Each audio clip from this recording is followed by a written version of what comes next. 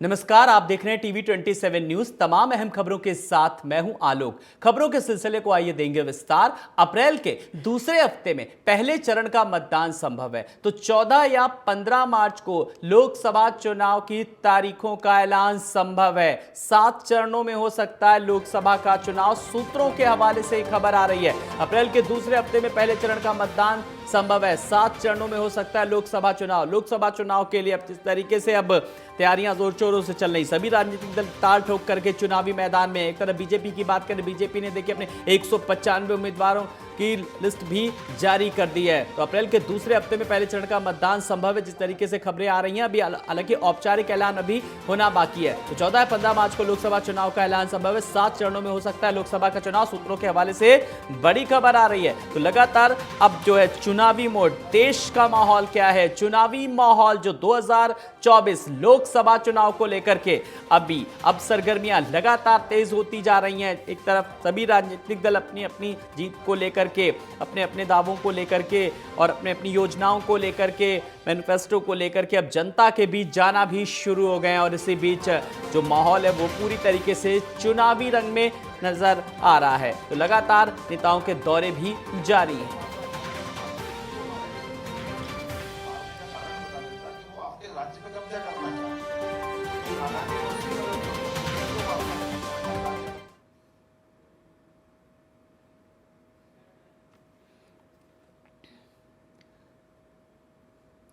खबरों में आगे बढ़ेंगे। योगी कैबिनेट की बैठक में कई प्रस्ताव पास हुए हैं। 27 प्रस्तावों को बैठक में फिलहाल मंजूरी दी गई है। राजधानी एनसीआर की तर्ज पर यूपी में एससीआर, वहीं 6 जिलों को मिलाकर के राज्य बनेगा राजधानी क्षेत्र। वहीं सिंचाई के लिए मिलेगी मुफ्त बिजली, तो 6 जिलों को मिलाकर के राज्य बनेगा राजधानी क्षेत्र। तो कई योजनाओं को फिलहाल मंजूरी मिली है। तो योगी कैबिनेट से जुड़ी जो है अहम खबर अपने दर्शकों को लगातार इस तरीके से बता रहे हैं। तो वहीं आपको बता दें कि जो योगी कैबिनेट की बैठक में कई अहम प्रस्ताव पास हुए हैं।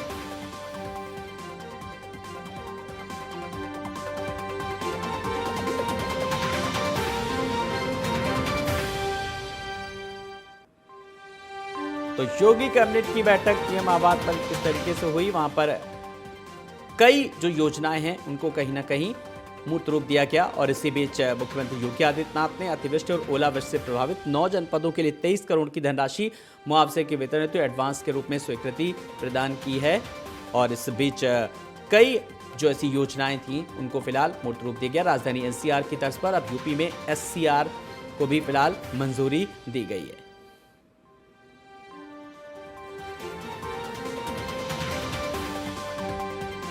तो किसानों को सिंचाई के लिए मुफ्त बिजली देने का प्रस्ताव, ग्रामीण क्षेत्र के निजी नलकूप उपभोक्ता कृषकों को मुफ्त आपूर्ति दिए जाने का भी प्रस्ताव पास हुआ।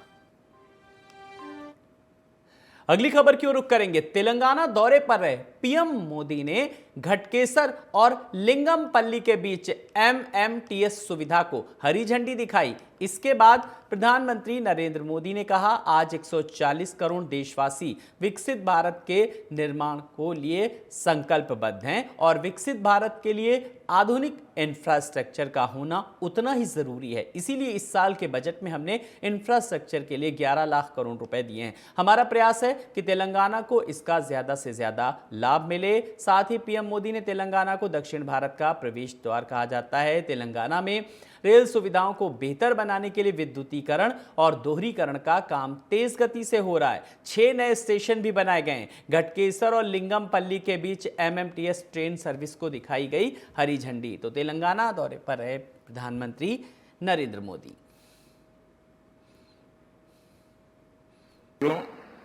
आज 140 करोड़ देशवासी विकसित भारत के निर्माण के लिए संकल्पबद्ध है और विकसित भारत के लिए आधुनिक इंफ्रास्ट्रक्चर का होना उतना ही जरूरी है। इसलिए इस साल के बजट में हमने इंफ्रास्ट्रक्चर के लिए 11 लाख करोड़ रुपए दिए हैं। हमारा प्रयास है कि तेलंगाना को इसका ज्यादा से ज्यादा लाभ मिले। तेलंगाना को दक्षिण भारत का गेटवे कहा जाता है। तेलंगाना में रेल सुविधाओं को बेहतर बनाने के लिए इलेक्ट्रिफिकेशन और दोहरीकरण का काम भी तेज गति से हो रहा है। सनत नगर मौला अली रूट पर दोहरीकरण और इलेक्ट्रिफिकेशन के साथ 6 नए स्टेशन भी बनाए गए हैं। आज यहां से गढ़केसर लिंगमपल्ली के बीच एमएमटीएस ट्रेन सर्विस को भी हरी झंडी दिखाई गई है। इसके शुरू होने से अब हैदराबाद और सिकंदराबाद के कई और इलाके आपस में कनेक्ट हो जाएंगे। इससे दोनों शहरों के बीच ट्रेन यात्रियों को बहुत सुविधा होगी। साथियों, वहीं यूपी में योगी मंत्रिमंडल का संभावित विस्तार आपको बता दें शाम 5 बजे होगा। वहीं 4 विधायकों को राजभवन बुलाया गया है, जिसमें ओम प्रकाश राजभर का नाम भी शामिल है। इसी बीच हमारे सहयोगी ने ओम प्रकाश राजभर से बातचीत की। कैबिनेट का आज विस्तार होने जा रहा है। माना जा रहा है कि योगी मंत्रिमंडल में 4 नए चेहरे शामिल होंगे, जिसमें सुभाषपा चीफ ओम प्रकाश राजभर का भी नाम आ रहा है। काफी दिनों से चर्चा में थे ओम प्रकाश राजभर और आज मुख्यमंत्री आवास से उनको फोन आया है। अभी वो सीएम योगी से मिलने गए हैं, लेकिन इनके आवास में जो हलचल बढ़ी है, यहाँ पे तमाम जो समर्थक हैं वो इकट्ठा हो गए। इनसे बात करेंगे। एक तरह से देखा जाए तो काफी लंबे अरसे से ये चर्चाएं चल रही थी कि कैबिनेट का विस्तार होगा तो ओपी राजभर को जरूर कैबिनेट में शामिल किया जाएगा। आज वो दिन आ रहा है, खत्म हो रही है। सबसे पहले आपके चैनल को धन्यवाद देते हुए, हमारे माननीय नेताजी इस बात को कहे थे कि जब भी मंत्रिमंडल का विस्तार होगा उसमें मेरा नाम होगा। वह आज साबित हो गया। माननीय योगी जी और माननीय प्रधानमंत्री जी को हम सभी कार्यकर्ता ढेरों सारी बधाई देते हुए, यह बहुत ही खुशी का दिन है कि आज हम लोगों के महाराजा सुहेलदेव डॉक्टर भीमराव अम्बेडकर का सपना पूरा होने जा रहा है और माननीय ओम प्रकाश राजभर में हम लोग उस सपने को देख रहे हैं और लगातार गरीबों पिछड़ों की आवाज़ उठाते हैं और वह सपना आज हम लोगों का 5 बजे पूरा होने जा रहा है। पूर्वांचल के बड़े नेता के तौर पे जाने जाते हैं और पिछड़ों की बात को लेकर के हमेशा आगे चलते हैं। कहीं ना कहीं देखा जाए तो राजधानी छोड़ करके और क्षेत्रीय दौरे पे जाते रहते हैं, जनता के बीच में जाते रहते हैं। सीधे तौर पे देखा जाए तो जनता से जो अटैचमेंट है जनता में, यानी पूर्वांचल में इस वक्त खुशी का माहौल बना हुआ है। और जिस हिसाब से बीजेपी की तरफ से कहा गया था कि आपको तमाम तरह की जिम्मेदारियां दी जाएंगी, आज वो इंतजार खत्म हुआ, उनको मंत्री बनाया जा रहा है। तो क्षेत्र का क्या हाल है? देखिए साहब, पूर्वांचल की बात मत करिए, देश में यह दूसरे ऐसे नेता हैं जो माननीय कांशीराम जी के बाद अपने दम पर, विरासत में नहीं, आज अखिलेश जो राजनीति कर रहे हैं माननीय मुलायम सिंह की विरासत की कर रहे हैं, मायावती जी राजनीति कर रही हैं माननीय कांशीराम की विरासत की राजनीति, लेकिन कांशीराम के बाद दलित पिछड़ों में ऐसे पहले नेता हुए जो अपने दम पर पूरे देश की राजनीति में यह साबित कर दिए कि एक जमीन से उठा हुआ गरीब का बेटा भी देश की सियाहत में हलचल मचा सकता है। इसके लिए हम बार बार चाहेंगे कि माननीय ओम प्रकाश राजभर हम लोगों के बीच में हजारों साल जिंदा रहे ताकि गरीबों का मकसद पूरा हो। पीडीए की बात करती है समाजवादी पार्टी अखिलेश यादव, लेकिन पीडीए का जो एक्चुअली जो अधिकार है उसकी लड़ाई लड़ते हैं ओम प्रकाश राजभर। तो जो पीडीए की बात समाजवादी पार्टी करती है वो पीडीए क्या है? और अब आपके नेता पिछड़ों को आगे बढ़ाने के लिए, उनकी मांग को लेकर के आगे जाने के लिए जो लगातार कार्यरत थे वो अब मंत्री बनाए जा रहे हैं। क्या लग रहा है वो अधिकार आप लोग को मिलेगा? वह देखिए, पीडीए की बात केवल बात करते हैं, सारा पीडीए तो आज के डेट में माननीय प्रधानमंत्री जी और माननीय योगी जी के साथ है। किसी को देखिए, पीडीए दलित पिछड़ा जो भी अल्पसंख्यक की बात करते हैं वह पीडीए की केवल बात करते हैं, लेकिन बात केवल यम की करते हैं। काम यम का होता है, पीडीए बस दिखावा है उनका। चाहे वो एमएलसी चुनाव में देख लें, राज्यसभा के चुनाव में आप देख लें, पीडीए तो पूरा का पूरा माननीय मोदी जी और माननीय योगी जी के साथ खड़ा है। यह बात आपको साबित हो जाएगी। हम ही लोगों में से पूछिए, सब अभी पीडीए यही हम लोग साबित कर देंगे। कहाँ से आए हैं आप? गोरखपुर से। आज ओम प्रकाश राजभर को भी मंत्री बनाया जा सकता है, ऐसी खबरें आ रही हैं, क्योंकि सीएम आवास से फोन आया है और माना जा रहा है कि शाम को कैबिनेट का विस्तार होगा। तो कैसा लग रहा है? आपको याद होगा कि हमारे नेताजी माननीय जी कहे कुछ दिन, बहुत दिन पहले से कह रहे थे, आप लोग कह रहे थे कि आप मंत्री कब बनेंगे, तो हमारे नेताजी कह रहे थे कि आप लोगों के भावनाओं का कद्र होगा, तो आप लोग के भावनाओं का भी कद्र करना था। और माननीय योगी जी और माननीय अमित शाह जी, माननीय प्रधानमंत्री नरेंद्र मोदी जी के आदेश पे आज उनको मंत्री बनाया जा रहा है। यानी माना जाए कि बीजेपी के जो सहयोगी दल है, बीजेपी का जो कमिटमेंट है वो आज पूरा हो रहा है और एक बार फिर से तो भाजपा के चीफ को मंत्रिमंडल में जगह मिल रही है। वो तो बनना ही था। हमारे नेताजी प्रदेश के सबसे ताकतवर नेता हैं, पिछड़े के सबसे बड़े नेता हैं, जो सड़क से लेकर सदन तक बात करते हैं। सदन में और कोई पिछड़ा नेता है जो हमारे नेताजी कितना बोलता हो? पिछड़े की लड़ाई लड़ते हैं, शोषितों की लड़ाई लड़ते हैं, वंचितों की लड़ाई लड़ते हैं, चाहे वो किसी भी वर्ग, किसी से भी जाति से आए। तो ये एक बहुत बड़ी एक तरह से उपलब्धि भी मानी जा रही है कि पिछड़ों की लड़ाई लड़ने वाला आदमी आज एक बार फिर से कैबिनेट में शामिल हो रहा है और तमाम जो अभी प्रक्रियाएं जो चल रही थी उनको भी अब गति मिलेगी। तो एक तरह से माना जाए कि जो पिछड़े लोग जो थे उम्मीद लगा के जो बैठे थे कि उनका भी नेता मंत्री बनेगा और पिछड़े की आवाज़ जो है वो ऊपर तक जाएगी, अब वो उसकी शुरुआत हो चुकी है। हाँ हाँ, उसकी शुरुआत हो चुकी है। आप कहाँ से आए हैं? आजमगढ़ से चंद्रजीत राजभर, प्रदेश सचिव भारतीय समाज पार्टी। ओम प्रकाश राजभर जी आज कैबिनेट में हो सकता है उनको मंत्री बनाया जाए। शाम को जो कैबिनेट विस्तार हो रही है, अटकलें काफी दिनों से लगाई जा रही थी कि जब भी कैबिनेट विस्तार होगा तो उनको मंत्री बनाया जाएगा। आज वो मंत्री बनने जा रहे हैं, कैसा लग रहा है? बहुत अच्छा लग रहा है। हम तो आजमगढ़ से चल के आए हैं, आपको सबसे पहले बधाई देंगे। मीडिया वाले आज चारों तरफ से जब से आए हैं घेरे हुए हैं। आप लोगों नेताजी ने जो आप लोगों का प्रेम और उत्साह मिला है, क्योंकि सब लोग पैसा देकर मीडिया वालों को बुलाते हैं, हम लोग बगैर पैसा वाले नेता हैं और जनता के बीच में रहते हैं, इसलिए आप लोग बधाई के पात्र हैं। आजमगढ़ में मिठाई बटेगी? एकदम बटेगी और यहीं से बटना शुरू होगी और जहाँ जहाँ आप जाएंगे, आजमगढ़ ही नहीं पूरे 75 जिला में मिठाई बटेगी। और मिठाई का मुख्य उद्देश्य होगा जो नेताजी को मंत्री बनाया जा रहा है, इसके मिठाई के जो मुख्य कार्यकर्ता को इतना बड़ा सम्मान दे रहे हैं, उसके जो है माननीय अमित शाह जी, माननीय प्रधानमंत्री जी, हमारे उत्तर प्रदेश के मुख्यमंत्री योगी जी होंगे और हमारे जो कार्यकर्ता जो आज इतनी मेहनत करके 21 साल का जो प्रयास किया है, सड़क से लेकर सदन तक प्रयास किया है, उन लोगों को भी मैं बधाई देना चाहता हूं। और जय। कहाँ से आए हैं? हम तो गाजीपुर से आए हैं, जो मोहम्मदाबाद विधानसभा जहुराबाद के सटाया हुआ है, जो कि जहाँ के माननीय मंत्री जी वहाँ के विधायक भी। राजभर जी के गांव से आए? जी जी। कैसा माहौल वहाँ का है और अब राजभर जी मंत्री बनने जा रहे हैं? सबसे पहले आप टीवी चैनल को बहुत बहुत मैं धन्यवाद देता हूँ। आज का माहौल तो हम लोग को खुशी है।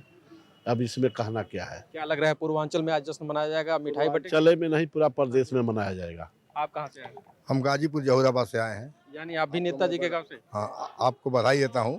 नेताजी का बुनियाद तो बनारस में है, लेकिन उनका कर्म भूमि जहुराबाद में हम लोग बना दिए। 2 बार विधायक दूसरी बार विधायक बनाए हैं हम लोग। जहुराबाद के रहने वाले हैं, राजनीति राजभर है ना, जहुराबाद प्रभारी हैं। तो आज जहुराबाद में मिठाई बांटने का दिन आ गया। जहुराबाद में तो जिस दिन नेताजी जीत गए उसी दिन हम लोग मिठाई खा रहे हैं, खुशी मना रहे हैं। एक बार फिर मिठाई बटेगी, अब मंत्री बनने? अरे इस बार तो रसमलाई को लोग जनता खा रही है। जनता को खिलाएंगे उतना हम लोग को लग रहा है अभी कि हम लोग रसमलाई काट रहे हैं उन नेताजी के बनने से। जो वंचित समाज को, दलित समाज को, जो पिछड़ी अति पिछड़ा जो है, उसके लिए जो लड़ाई लड़ रहे हैं, जो कि योगी जी से जो प्रस्ताव करा दिए हैं अनुसूचित जनजाति के लिए, अपने समाज के लिए, चाहे जो भी कटघरी में आता है। अमित शाह जी से, गृह मंत्री से हुआ है, माननीय प्रधानमंत्री से हुआ है, जो कि अभी बयान दिए हैं हमारे नेताजी कि उसको अभी मैंने प्रस्ताव रखा। यहाँ से मंत्रिमंडल बनने के बाद वो जाएगा केंद्र में। अगली बार सरकार बनेगी, तीसरी बार यदि प्रधानमंत्री बनेंगे, निश्चित बनेंगे प्रधानमंत्री जी नरेंद्र जी, उसमें हम लोग का प्रस्ताव पास हो जाएगा। राजभर गदगद है, हर जमात के लोग गदगद हैं। तो आप देख सकते हैं जो आवास पे ओम प्रकाश राजभर के आवास पे जो लोग आए हैं, जो कार्यकर्ता हैं, जहुराबाद से जो उनके गांव के क्षेत्र से लोग आए हैं, वो कितने खुश हैं। उनका सीधे तौर पे कहना है कि राजभर को मंत्री बनाया जा रहा है, उनके गांव के लोग खुश हैं और पूरा राजभर समाज खुश और गदगद है। वीडियो जर्नलिस्ट पंकज गुप्ता के साथ पंकज तिवारी, टीवी 27 न्यूज, लखनऊ। वहीं छत्तीसगढ़ के रायपुर रेलवे स्टेशन से अयोध्या के लिए आस्था स्पेशल ट्रेन रवाना हो गई। मुख्यमंत्री विष्णुदेव साय हरी झंडी दिखाकर आस्था स्पेशल ट्रेन को अयोध्या के लिए उन्होंने रवाना किया। कार्यक्रम में पहुंचे सीएम विष्णुदेव साय ने कहा, रामलला दर्शन योजना के तहत श्रद्धालुओं को पूरा पैकेज मिलेगा, जिसमें छत्तीसगढ़ से अयोध्या जाने, वहां रहने की व्यवस्था, मंदिर दर्शन, नाश्ते और खाने की भी व्यवस्था रहेगी।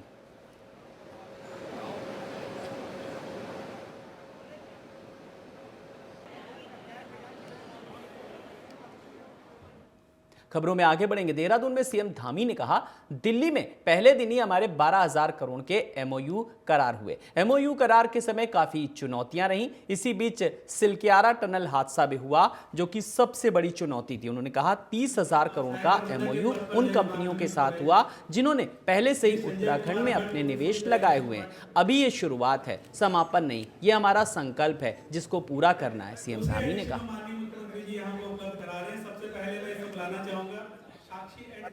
सबसे पहले तो हमारे राज्य के अंदर जो हमारे उद्योग समूह के लोग हैं, उद्योगों के प्रतिनिधि हैं, उद्योग समाज समूह चलाने वाले हमारे संस्थान हैं, उन सभी का मैं धन्यवाद करना चाहता हूँ कि उन्होंने हमारे ब्रांड एम्बेसडर के जीआईएस 2023 में हुए निवेश प्रस्तावों की ग्राउंड ब्रेकिंग सेरेमनी में सीएम धामी ने शिरकत की। कार्यक्रम में कैबिनेट मंत्री गणेश जोशी और मुख्य सचिव राधा रतूड़ी मौजूद रहे। इस मौके पर सीएम धामी ने 11 परियोजनाओं का शिलान्यास किया। तो ग्राउंड ब्रेकिंग सेरेमनी में सीएम धामी ने की शिरकत, जिसमें कई परियोजनाओं को मूर्त रूप दिया गया।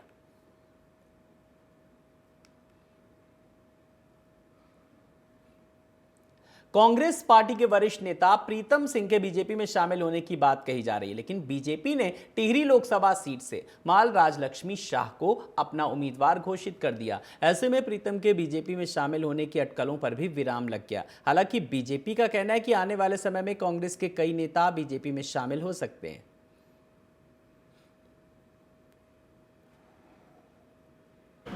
देखिए, बिना आग के धुआं नहीं निकलता है और कांग्रेस के बड़े बड़े नेता अभी भी भारतीय जनता पार्टी के संपर्क में हैं। मैं नाम नहीं लेना चाहता हूं और मुझे लगता है कि हम उनके गुण दोष को देखते हुए गुण दोष के आधार पर ही उनके विषय में निर्णय कर रहे हैं।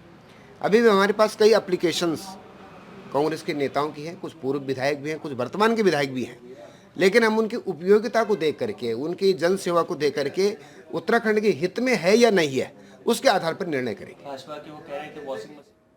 वहीं गोरखपुर के बांसगांव संसदीय क्षेत्र से कमलेश पासवान को बीजेपी ने चौथी बार अपना प्रत्याशी घोषित किया। बीजेपी की तरफ से नाम घोषित होने के बाद कमलेश पासवान ने जन आशीर्वाद यात्रा निकालकर लोगों से संवाद कायम किया। सांसद कमलेश पासवान ने कहा, कार्यकर्ताओं की बदौलत ही हमने जीत की हैट्रिक लगाई थी। मोदी व योगी जी के नेतृत्व में बांसगांव क्षेत्र विकास के पथ पर अग्रसर है। इस बार भी बीजेपी 400 के पार ही जीतेगी।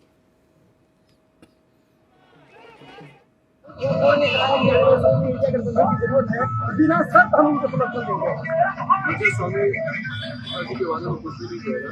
पूरा देश उनको जानता है, सुनता रहता है, वो सब क्या बोलेंगे, लेकिन मैं ये केंद्र के दृष्टि वाले मोदी ने नारा दिया है 400 पार की, वो भी काम करेंगे। और जो पिछले 10 वर्षों में मोदी के नेतृत्व में विकास की राजनीति कर रहे हैं, गाँव की राजनीति कर रहे हैं, मैंने कहा कि पिछले 10 वर्षों से जात संप्रदाय जिस तरह मोदी जी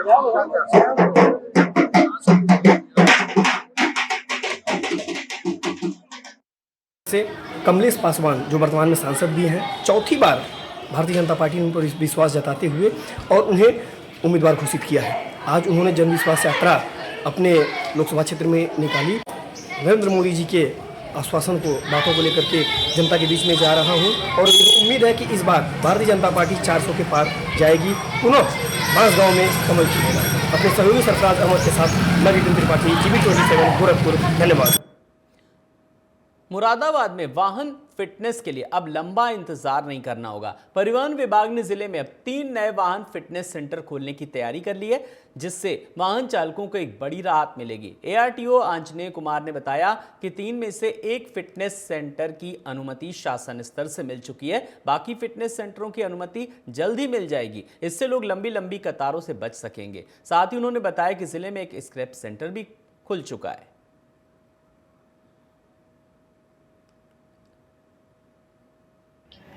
ये परिवहन विभाग में एक ये नई पहल है, जिसमें जनपद मुरादाबाद में 3 फिटनेस सेंटर खुल रहे हैं और एक स्क्रैप सेंटर जो कि खुल चुका है और जल्दी ही ऑपरेशनल हो जाएगा। और 3 फिटनेस सेंटरों में एक फिटनेस सेंटर की अनुमति मुख्यालय से मिल चुकी है, शेष दोनों की अभी आगे मिलेगी।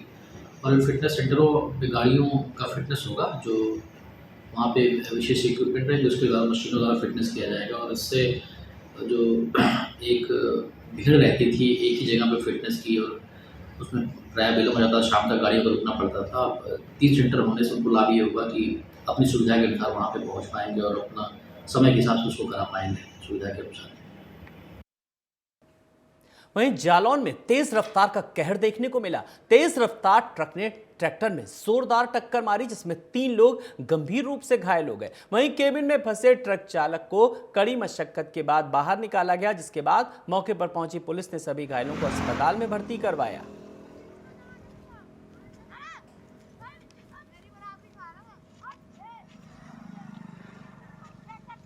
बागपत में भैंसा बुग्गी पर यमुना नदी पार करके हरियाणा खेतों में काम करने जा रहे किसान दंपत्ति डूब गए। वहीं स्थानीय गोताखोरों ने रेस्क्यू करके दंपत्ति की जान बचाई। तो यमुना नदी में एक बड़ा हादसा होते होते टला। स्थानीय गोताखोरों ने किया रेस्क्यू।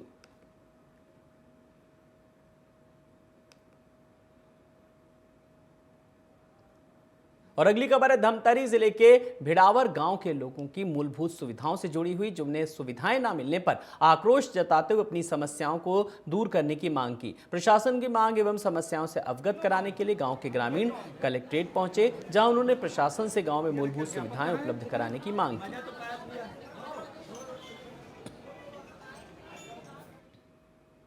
ये बात संज्ञान में आई है, पीएचई को मार्क किए हैं, 1 हफ्ते में इसकी रिपोर्ट आ जाएगी और इस पे संज्ञान लेके काम किया जाएगा। ये बात संज्ञान में आई है, पीएचई को मार्क किए हैं, 1 हफ्ते में इसकी रिपोर्ट आ जाएगी और इस पे संज्ञान लेके काम किया जाएगा। ये बात संज्ञान में आई है, पीएचई को मार्क किए हैं, 1 हफ्ते में इसकी रिपोर्ट आ जाएगी और इस पे संज्ञान लेके काम किया जाएगा। इन्हीं खबरों के साथ इस बुलेटिन में इतना ही। नमस्कार।